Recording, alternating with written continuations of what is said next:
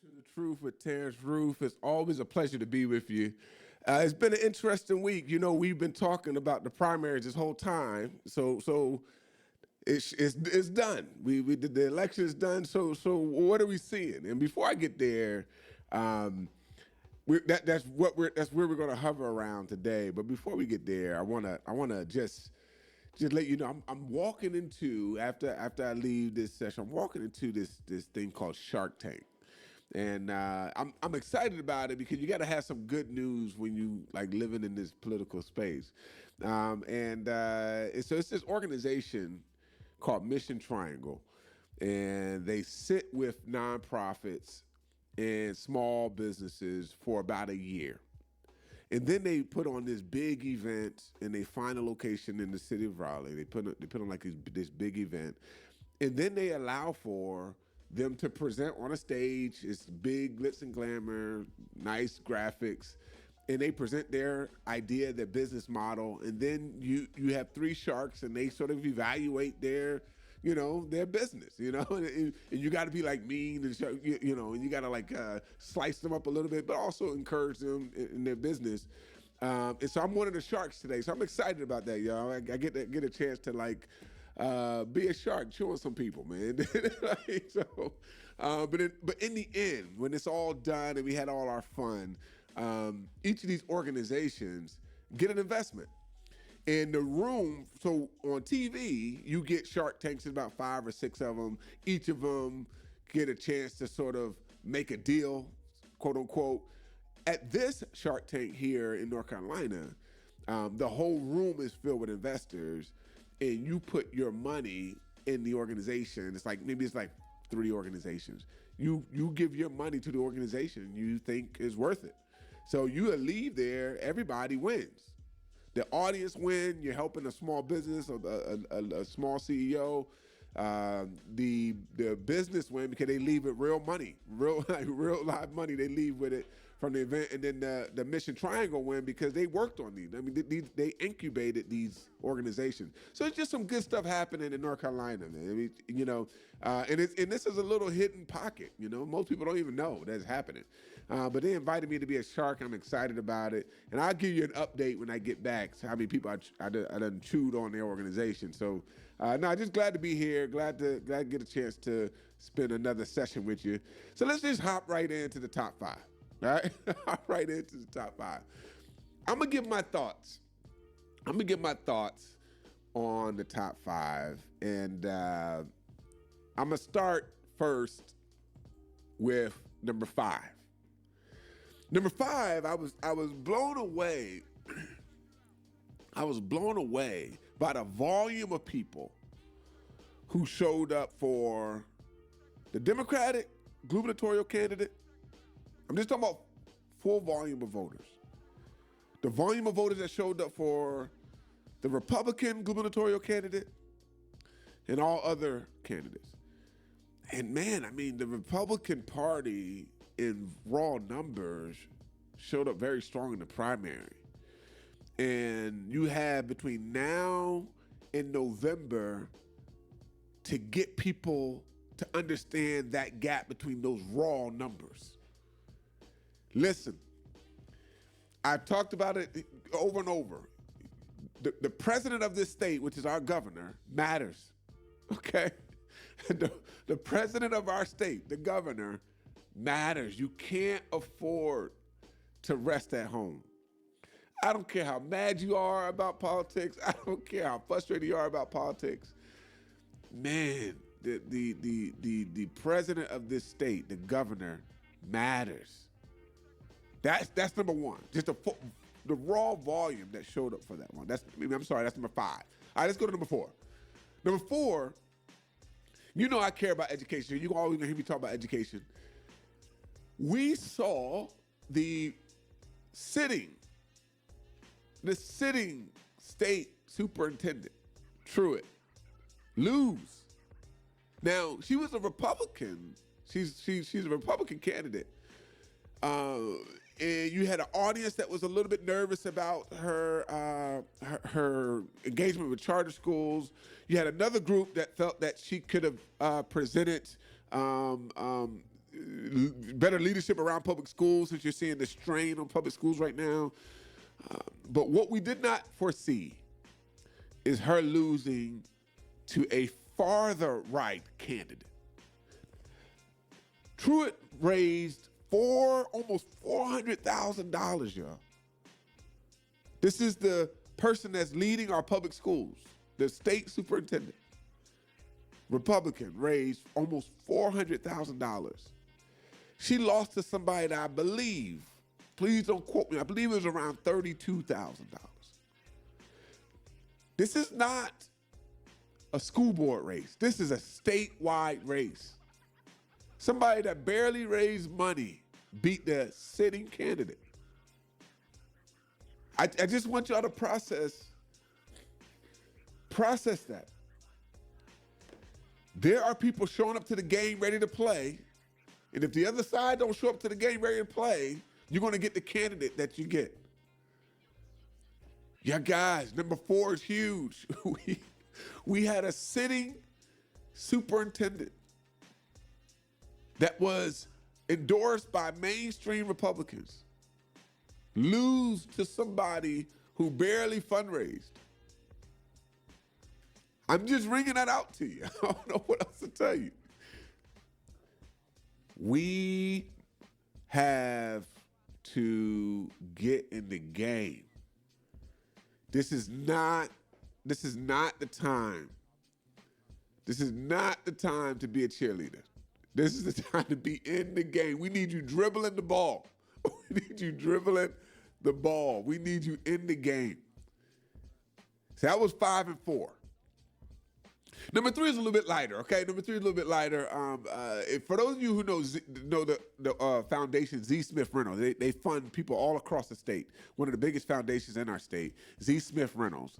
Their former CEO, Mo Green, who is the Democratic candidate for state superintendent, he won. He is now heading towards November. The road is clear.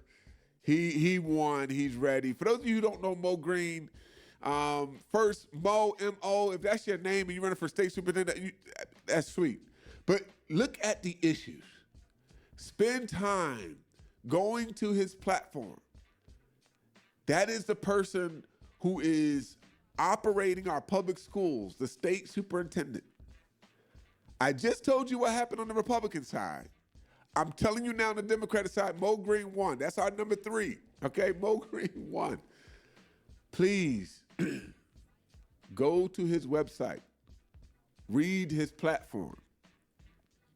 Don't just stop at who's president and who's governor. The whole ballot is important. The whole ballot is important, everyone. All right? Let's go to number 2. Number 2. We usually have high turnouts for presidential election. That's what we know. Matter of fact, the last presidential election, we had some high numbers. What we heard from political experts is that when you talk about both presidential candidates, you lose young voters. So for number 3, how do we engage an audience that came out to vote in 2020, in 2021, in 2022, who are now saying, I'm not voting? Yes, issues have changed. Yes, we're talking about different concerns and different issues, but we can't lose young voters. So the data is showing us that the 2 presidential candidates, when you say Biden and when you say Trump, the 2 leading candidates for the presidential nomination, you lose young voters. That's number 3, y'all. Guys, we can't. I'm sorry, that's number 2. Listen, ladies and gentlemen, presidential elections is usually where you see high turnout. If we fall asleep between now and November, we're going to see a low turnout. I'm just trying to get you to see it. So you're not going to be able to lean on the presidential ballot this time. You got to go and engage human beings. Let them know how important this is. All right, so number 5, we had the volume of voters between the gubernatorial candidates. Number 4, we talked about the Republican state superintendent. Number 3, we talked about Mo Green. Number 2, we're not filling the presidents right now, guys. I don't know what else to tell you. I could make it sound nice, but we're just not filling our candidates right now, and that's just from the polls. That's not even my opinion. That's just from the polls. We got to wake up. All right. Number 1, vote all year. Your mind should be around voting all year. Okay? I'm not even going to let you pause and rest from here to November. All year. Follow your candidate. Research them. Study. I know life is hard. Okay? Gas is high. Okay? I know. I get it. Get an electric car. But gas is high. So I get it. But you're voting all year. Okay? Do not rest on your loins, people. Do not rest on your loins. That's my top 5, all right? That's my top 5. All right, so we're going to go ahead and go on a break. When we get back, we're going to hit a state headline for you. But again, you're on The Truth with Terrance Ruth. Every time I step in the booth, I speak the truth. Y'all know what I'm bringing to you. You're live on the air in The Truth with Terrance Ruth. North Carolina news and politics, culture, sports, and the latest from the Triangle and Eastern Carolina. The Truth with Terrance Ruth. Electoral votes, more than 270, more than enough to become the 44th President of the United States. He will be the first African-American president of the United States. I've been broke all my life, but I kept hope all them nights. You see business in my city? Yeah, they closed all them twice. I was just riding down Salem, all them damn potholes I can't drive. I know y'all can fix it faster, but I know y'all won't try. Don't nobody care about us. And that's why I don't vote. Voted for Obama back in 2012. I remember that's when I had hope. He was saying, yes, we can. And everybody got less food stamps. And when I turned 21, I was still broke. I'd never vote again. I don't think I ever had a president make my life better. Did it all on my own. Ain't no politician ever do a nice gesture. I don't even know the mayor's name. I ain't never seen her one time ever.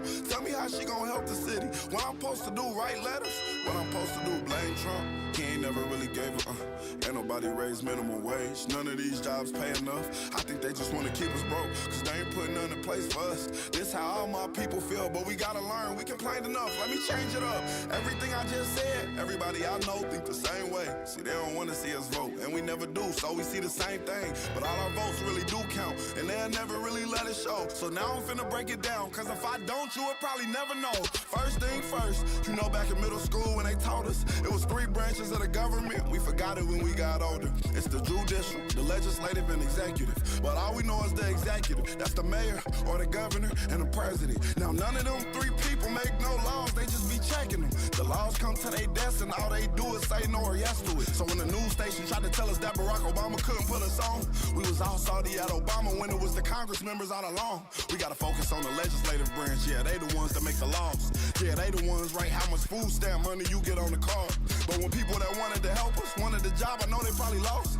Cause we ain't even know their name, we ain't know their face, we ain't know it all. So the Congress or the State House, that's legislative, they make laws. So what we want from the president is what they do. Okay, y'all? See, they election every 2 years, but we don't ever even go to those. The Congress, they can raise minimum wage, but we ain't even really know it though. So you know how back in 08, when we all voted for Obama, we was all supposed to go back in 2010 and vote for the Congress. Cause they the ones make child support laws. They the ones choose if your kids at school get to eat steak or corn dogs. The State House make the court costs. So if the country failed, then you can't say it's them, it's your fault. Cause y'all ain't know to vote for Congress members that was for y'all. And they don't gotta leave after 4 years, and we just let them sit. See, they don't wanna tell you this, they want you to focus on the president. Now the third branch is the judicial, that's judges.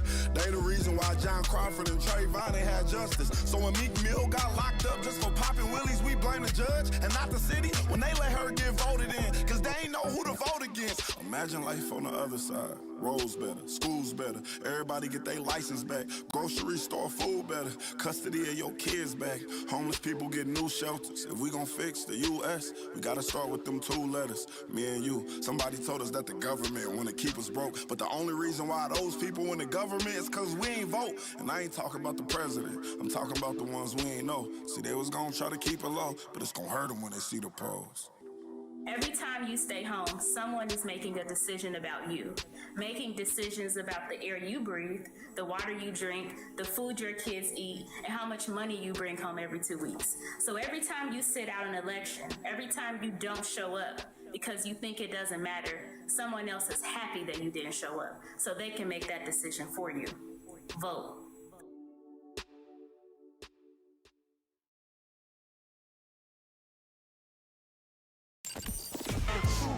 Every time I step in the booth, I speak the truth. Y'all know what I'm bringing to you. You're live on the air in The Truth with Terrance Ruth. North Carolina news and politics, culture, sports, and the latest from the Triangle and Eastern Carolina. The Truth with Terrance Ruth. All right, welcome back. Welcome back to The Truth with Terrance Ruth. Now, I'm moving on to state headline news, okay? Now, this is moving from state to state. And this is going to rock your world, okay? So 2020, we have a season where everybody starts creating DEI departments. So left and right around the country, around our state, around our cities, you start seeing DEI departments pop up everywhere. Universities, colleges, state departments, tech universities, tech companies. I mean, you just start seeing all these DEI positions. Now, there's a wave going the other way right now. This is national, okay? This is national. I'm gonna start with one area. The Kansas House pivots to DEI bill that imposes $100,000 fines on offending public colleges and universities. So, the bill will fine a school or a university $100,000 for offending the DEI parameters. Now, it says a Kansas House committee, they're moving forward Wednesday, or this past Wednesday, exposing public universities, community colleges, and technical colleges to $100,000 administrative penalties and expensive lawsuits for compelling students or employees to pledge allegiance to diversity, equity, and inclusion doctrine. All right, I'm gonna read that again, okay? Now, and then I'm gonna go to another state, so you don't think that this is just Kansas. All right, I'm gonna go not to another state, I'm gonna go to a different area of our country, all right? Kansas, then we're gonna come to another region of our country. Again, $100,000 penalty. Penalty. This is a bill, y'all. This is not an opinion. This is a bill that will put penalties and expensive lawsuits for compelling students or employees to pledge allegiance to diversity, equity, and inclusion doctrine. Now, mind you, I work at a university. I work at a college. I consult with other organizations. One, I've never been under the cloud of feeling that what I do say is offending someone around DEI. That cloud, I've never felt that cloud before. Number two, I've never had to pledge allegiance. I've never had to pledge allegiance. But you see how they are changing that language to make it seem as if that commitment to DEI replaces your pledge allegiance to the flag. So I'm amazed. And mind you, so for those of you who want to know a little bit more about policy creation, once a policy is created and it finds legs in one area or one state, they just cut and paste the language and they move it on to other states, okay? Some institutions do create it from scratch. All right, I was with a detective up north, and he created a police accountability bill for the whole state of New York. It was really impressive, but he created it. Some of these are coming from think tanks and institutions where they create the same law, the same bill, and they just pass it around, and you just change the draft and try to get it through your state legislature. All right, that was Kansas. All right.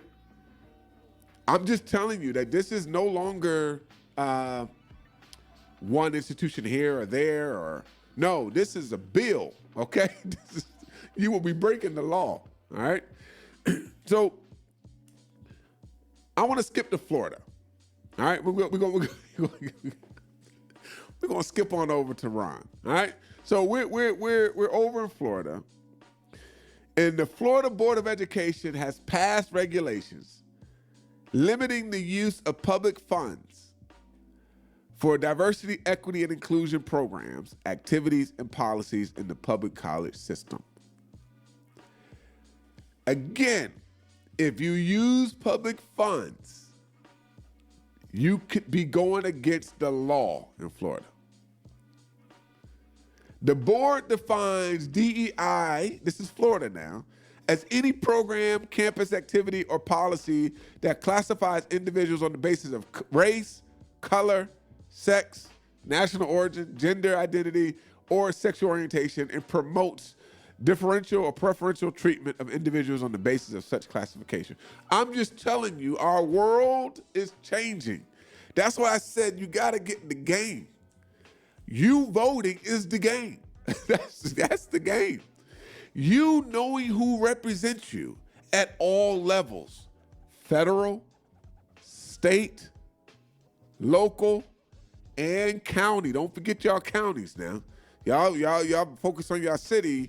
Y'all know y'all mayor, but you don't know your county manager. Listen, know who represents you. You don't even have to look on a map. You could go to a website and say, I'm trying to figure out who represents me. Google will help you.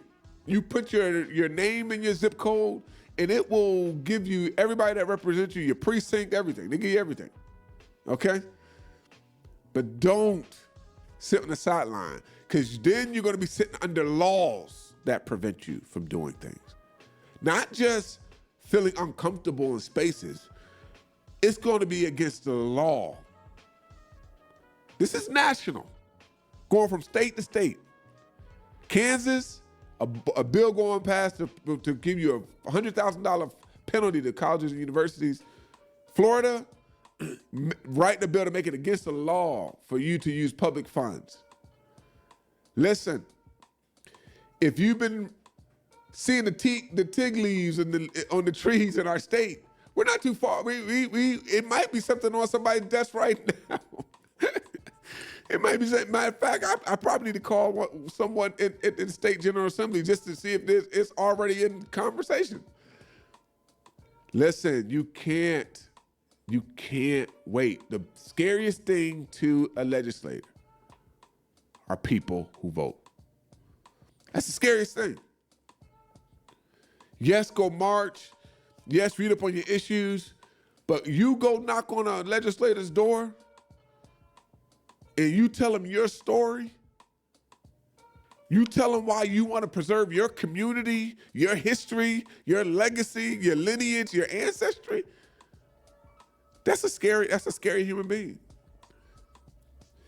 You have power when you walk into the state. Matter of fact, the NAACP calls it the People's House. They don't even call it the General Assembly. They call it the People's House. That's your building downtown in downtown Raleigh. They're sitting in your offices. That's yours.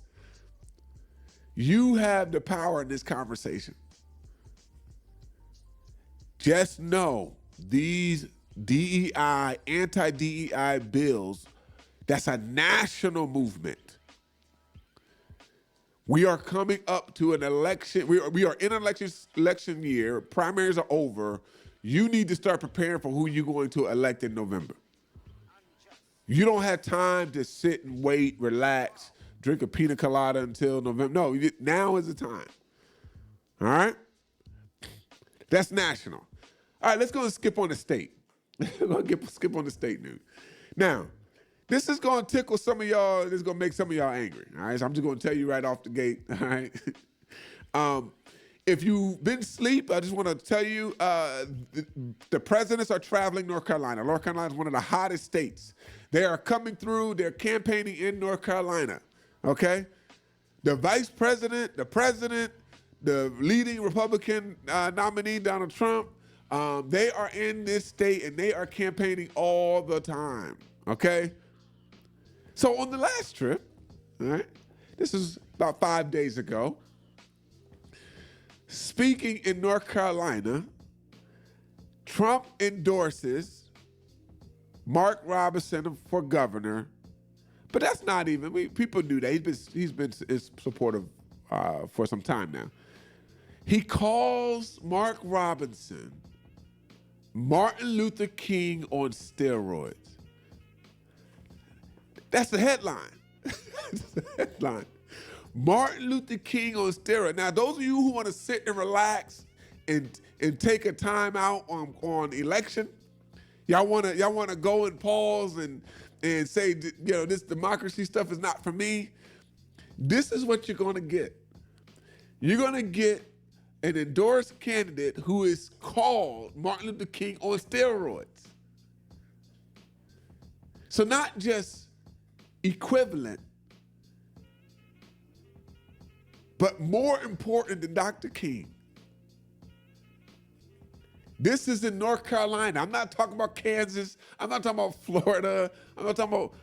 No, Mark Robinson, the leading Republican candidate for governor of this state, in which Republican rank and file has endorsed other candidates that did not beat him in the primary, by the way.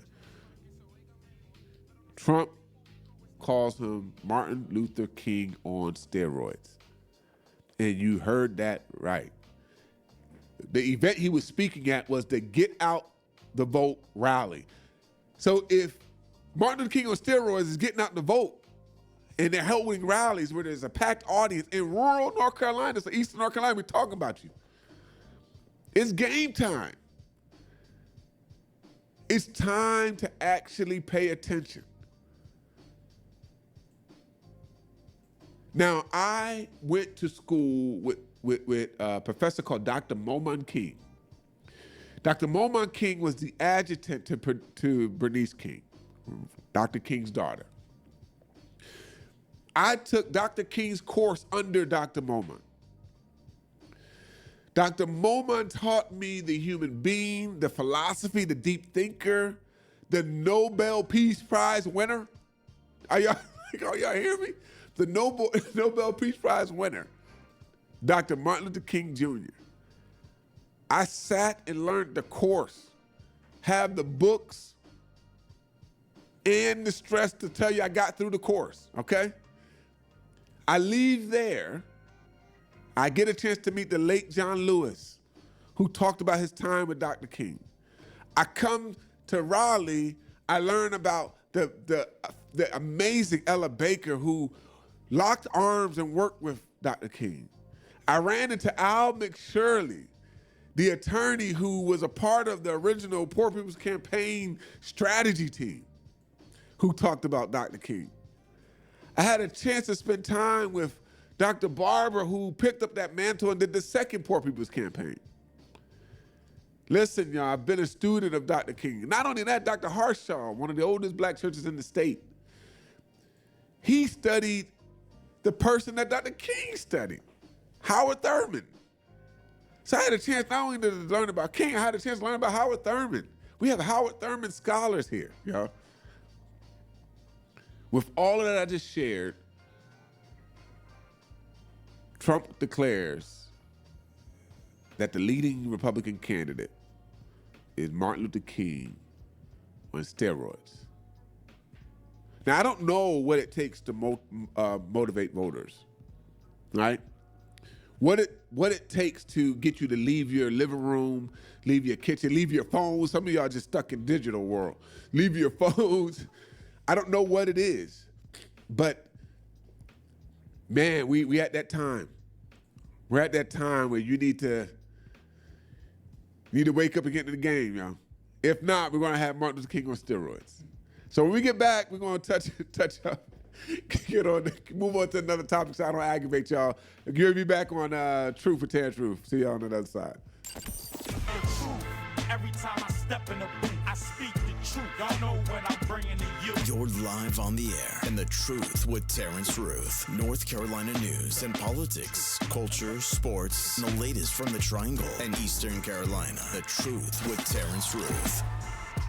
This Black History Month, the Holder Group, serving up smiles and satisfaction at McDonald's locations across Raleigh, Knightdale, Wendell, and Zebulon, wants to take a moment to celebrate those who have made Black history and continue to make a difference. To all the trailblazers, innovators, and leaders who have shaped our communities and inspired us all, we salute you. Join us at McDonald's of Knightdale, Wendell, Zebulon, Trawick Road, and Pool Road in Raleigh as we honor the past, celebrate the present, and look forward to a future filled with unity, progress, and opportunity for all. Visit the Holder Group's McDonald's locations today and be part of the celebration. At McDonald's, we're not just serving up meals, we're serving up inspiration. Proudly celebrating Black History Month with the Holder Group, where every moment is made special. McDonald's.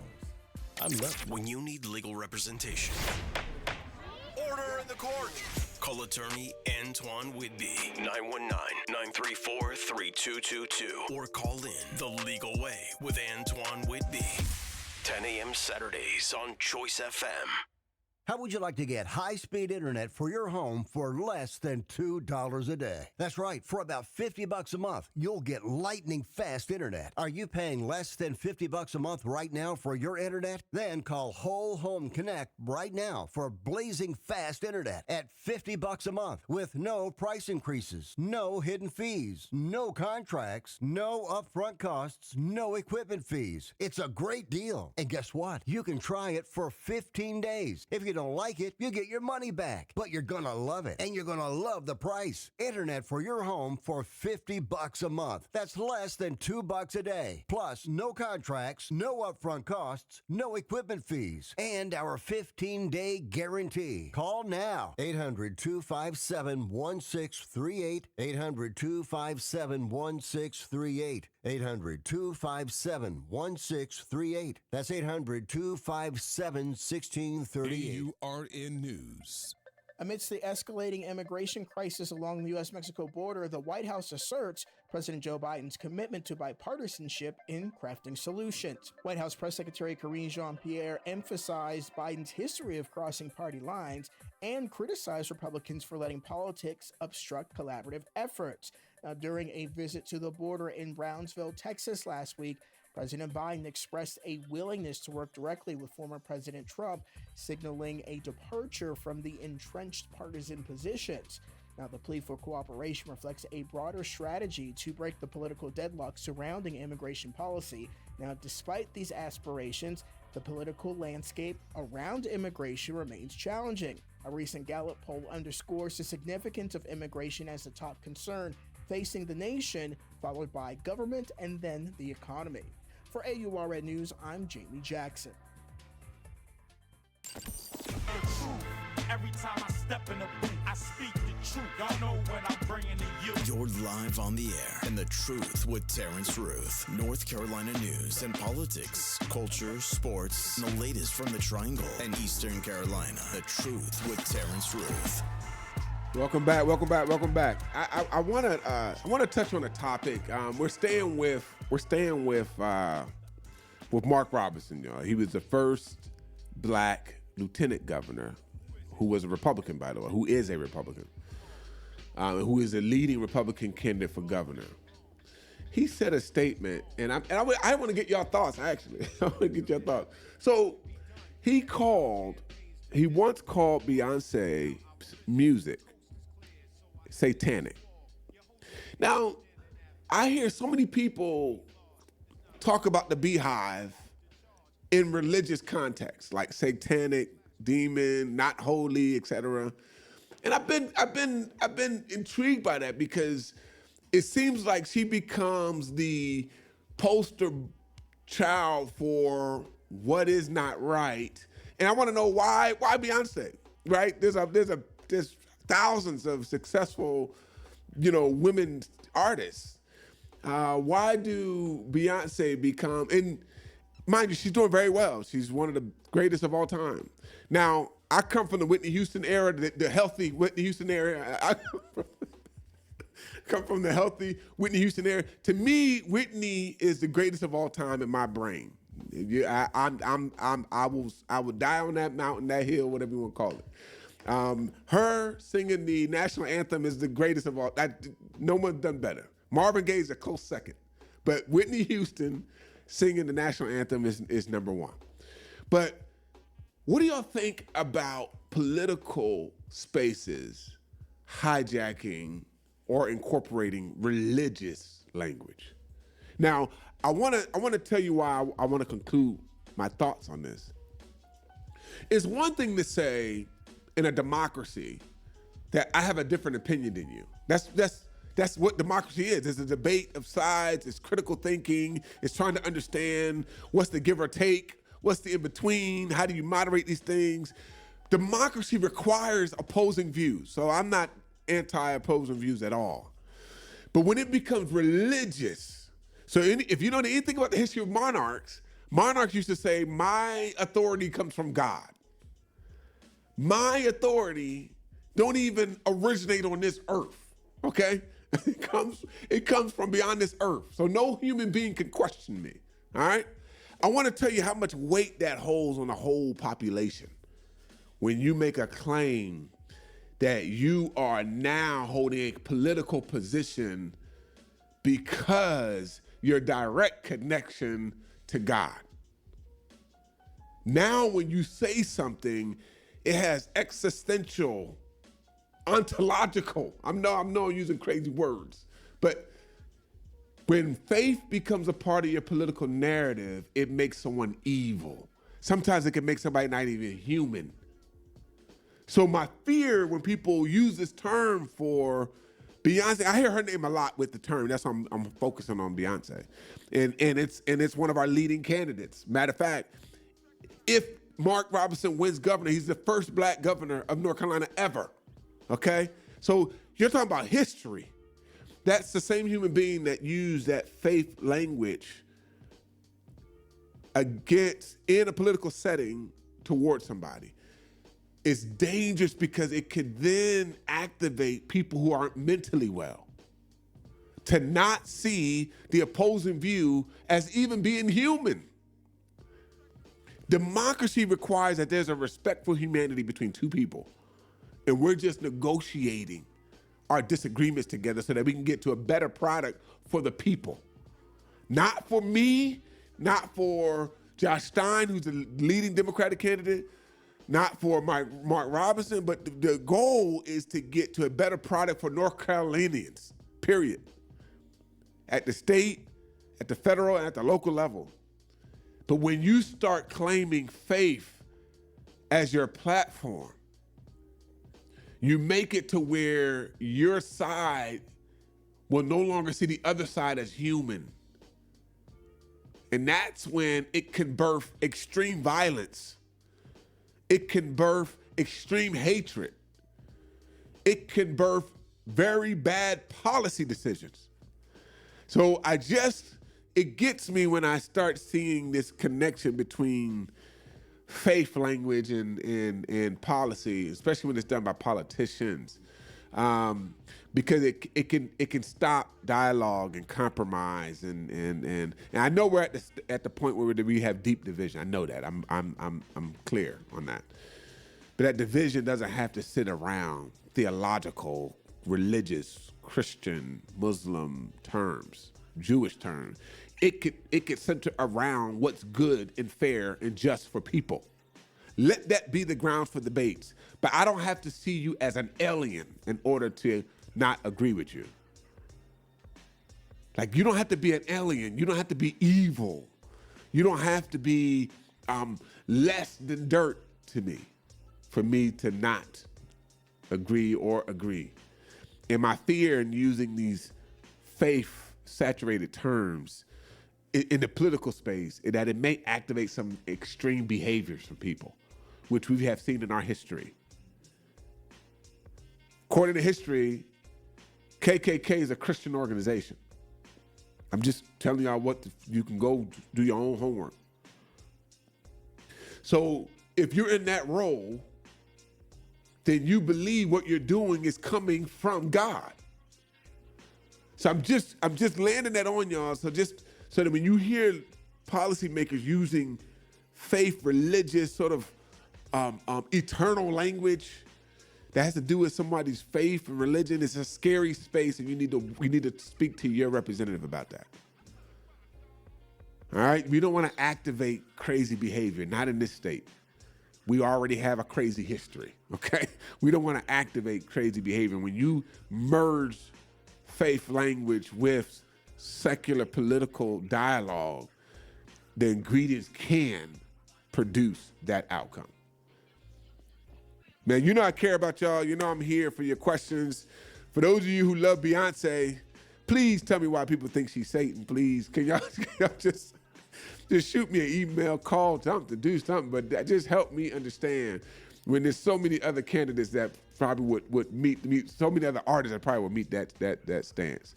But I care about you. I'm here on Thursdays all the time just to break some of these things down with you. We had a crazy primary. We have a long political year coming up. Remember, the top 5. We are not too far from some of the states you think are extreme.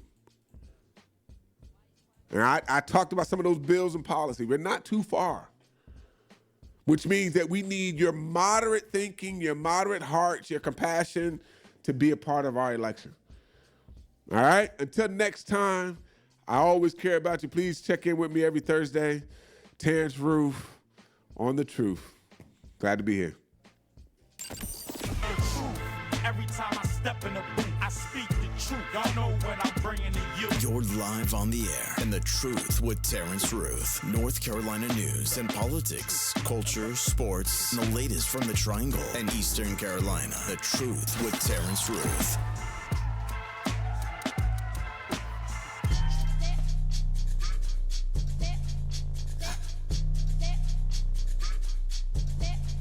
I'm going back to the South. I'm going back, where my roots ain't watered down. Growing like a baobab tree of life on fertile ground. My ancestors put me on game, on charm, on gold chains, with my old shoon energy. Drip all on me. Uncle da she keep it. Hola, donuts, smell like such a non-chopper instant. Yeah, pure ice, bust down, flood it, on my wrist out. Going up, motherland, drip on me. Melanin, my drip is skin deep like. Motherland, drip on me. I can't forget my history, it's her story. Yeah. In black, maybe that's the reason why they always mad. Yeah, they always mad. Yeah. Getting past them, I know that's the reason why they all be mad, and they always have honey come around my way, around my eye. Whenever mama says so, mama said, here I come on my throne, sitting high. Follow my parade. Talking slick to my folk, nip that lip like lipo. You hear them swarming, right? Bees is known to bite. Now here we come on our throne, sitting high. Follow my parade. The Legal Way with attorney Antoine Whitby. 10 a.m. Saturdays on Choice. The smell of your perfume